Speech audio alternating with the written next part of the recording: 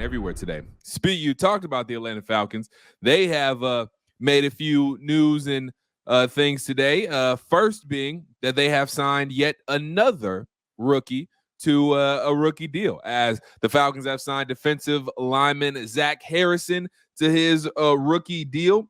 Harrison's rookie contract estimated to have a total value of $5.56 million, while carrying a cap hit of $1.01 million in 2023. Those estimations are according to overthecap.com. This story from AtlantaFalcons.com from our friend Tori McElhaney. So Falcons lock up their 75th overall pick. They have now signed Bijan to their rookie deal. They have now signed Clark Phillips to his rookie deal, Matthew Bergeron, and we got Helm signed as well. So I think we are did I count all six? Because we had a 6-person draft class. Did I say 5? We got Bijan, we got Bergeron, we got Clark Phillips, we got Zach Harrison, we got Helm. So we're just missing one.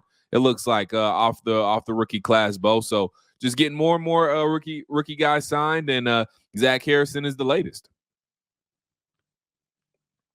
Yeah, luckily due to, we talked about this last time, but just due to the way the CBA is structured with these rookie contracts, it's all just kind of easy stuff these days. I mean, it's pretty straightforward.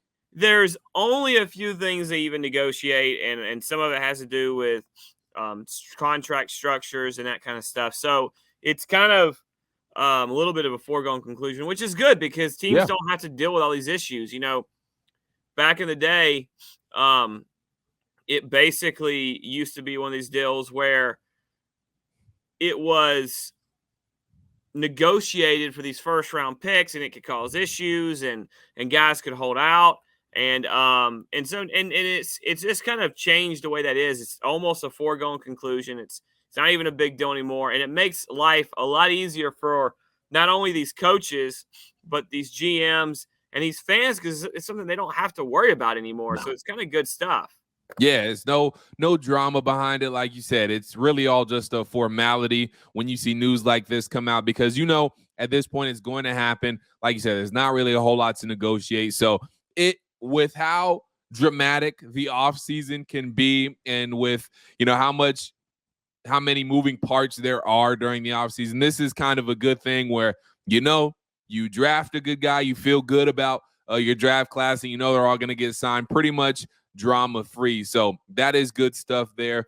The Falcons also made some more roster moves, though, besides signing Zach Harrison to their rookie deal, and they made a couple of signings other than Zach Harrison, and they also cut veteran offensive tackle Jermaine Ifedi as well. So they signed QB Austin on, DB Lucas Dennis, defensive lineman LaCale London, and offensive lineman Barry Wesley. And they also released, like we said, Jermaine Ifedi as well. So really the main takeaway there is they had let go of Jermaine Ifedi, and this was supposed to be a guy who could come in and, he was supposed to be able to kind of be that filler guy and maybe be a answer at right tackle if Caleb McGarry couldn't have been that guy. Obviously, we are happy to know that Caleb McGarry is that guy. So he's just kind of a guy that fell through the cracks, didn't really work out. I mean, it's not really a huge deal, I would say, Beau, because it's not like the Falcons spent oodles and oodles of cash on this guy, but this is a guy that came in and maybe had minor expectations, but we never really saw him at all. So Jermaine Ifedi has officially been released. Well, look, he was a guy that was going to come in here and, air quote, push Caleb McGarry for his job. And that was kind of part of the deal. They were going to, he's a guy that could play all over the line. And, right. And he never, he had a terrible camp at tackle and to start the year. And it was one of those deals where Elijah Wilkinson, you kind of thought was going to be the guy that maybe pushed at tackle and maybe that Ifedi could compete at guard. But the whole time Arthur had it planned, I guess. The way it seemed to play out, where Elijah Wilkinson was going to be the guy competing for the left guard spot, along with Jalen Mayfield and Justin Schaefer. But it never really panned out. Ifedi Nope. just, I mean, Dylan, I remember being like it was yesterday, being at camp, watching some of the one-on-ones and the O-line D lineman go, which honest to God, and we're gonna get into this when we have Mike Johnson on, my co-host on the morning shift on 92.9 The Game. One of my co-hosts, I should say, along with Tiffany Blackman.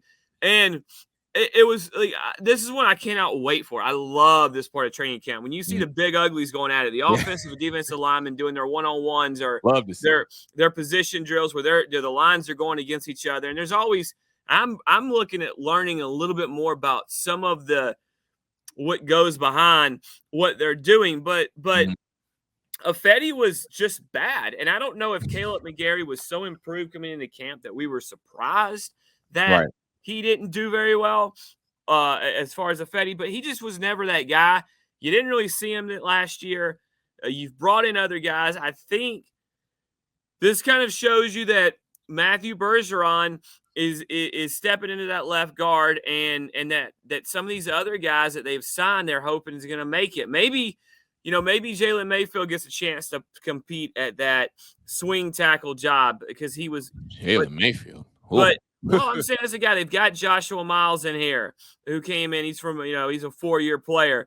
They've got Ethan Greenidge, who is a guy that's a 4-year player that's going to come in here and try to play for it. So it's just kind of one of those deals. Tyler Vrabel will be back this year. So there's got other guys there. So it's just one of those deals.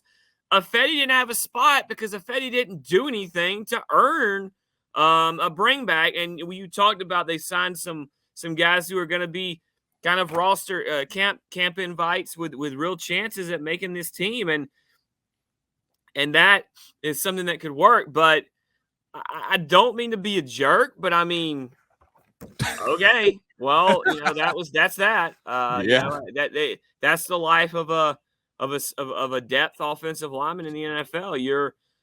There's a good chance you're going to move from place to place, and that's just part of it. So it's just a transactional move in my eyes in the offseason. I know you're not saying it is a big deal, but no.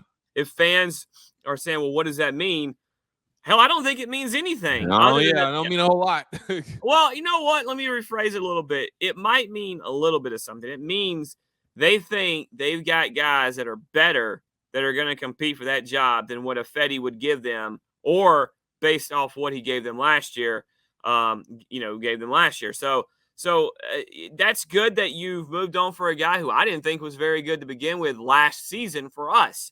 Now, he had years before, but I didn't think he had anything last year. So maybe look at it as a positive that you don't have to bring back a guy that, a lot of us didn't think was going to be able to contribute if he did get in and when he did get in. Yeah. So, again, the life of a journeyman offensive lineman, you might stick at a couple spots for a couple of years, and then, it might be time to move on. And like you said, it's a good thing because the Falcons are bringing in guys that they're drafting and guys they believe in, can be the future and can be those staple guys at the offensive line, like a Matthew Bergeron. You signed to Caleb McGarry, you got Chris Lindstrom an extension. So hated for Jermaine Ifedi, but I'm sure he'll find a home, and we'll see what happens with his future. But speaking of Matthew,